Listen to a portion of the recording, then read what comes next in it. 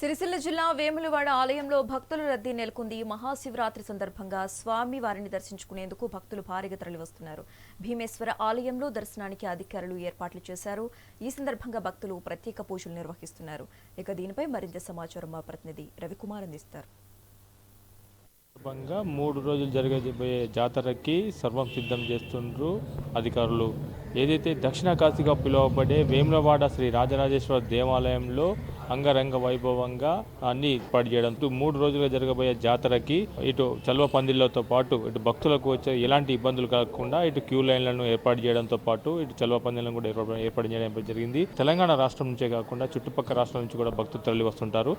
స్వామివారి దర్శించుకోవడానికి 3 రోజులు ఇక్కడ వచ్చి స్వామివారి సన్నిధిలో ఉంటుంటారు. ఇక్కడ ఉపవాసం ఉంటూ శివరాత్రి ఉపవాసం కూడా జాగారాలు చేస్తూ స్వామివారి దగ్గరనే ఈ ఉపవాసం విడి ఇటు జాగారాలు కూడా చేస్తుంటారు. వీరి కోసం ఇక్కడ సాంస్కృతిక కార్యక్రమాలు ఏర్పాటు చేయడానికి కూడా ఇక్కడ అన్ని ఏర్పాటు చేయడం జరిగింది.